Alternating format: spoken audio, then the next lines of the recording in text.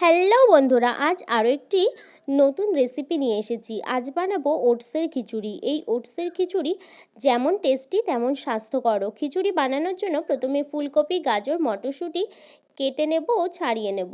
গাজরগুলোকে cube করে কেটে নেব, ফুলকপি ছোট ছোট করে কেটে নেব। সব সবজিগুলোকে ভালো করে ধুয়ে নেব। কড়াইতে একটু বাটার দিয়ে সেটা মেল্ট হয়ে গেলে শুকনো লঙ্কা ফোড়ন দিয়ে দেব, তেজপাতা ফোড়ন দিয়ে দেব। ফুলকপিটা একটু ফ্রাই করে নিয়ে গাজর দিয়ে দেব, স্বাদ মতো নুন ও হলুদ গুঁড়ো দিয়ে দেব, গ্রেট করা আদা দিয়ে দেব, জিরে গুঁড়ো, ধনে গুঁড়ো দিয়ে মটরশুঁটি দিয়ে দেব, 4টে কাঁচা লঙ্কা হাফ চেরা দিয়ে দেব। মুগ ডাল দিয়ে একটু ফ্রাই করে নিয়ে ওটস দিয়ে আবারও একটু নাড়াচাড়া করে পরিমাণ মতো জল দিয়ে লঙ্কা গুঁড়ো দিয়ে কিছু সময় ধরে রান্না করে নেব।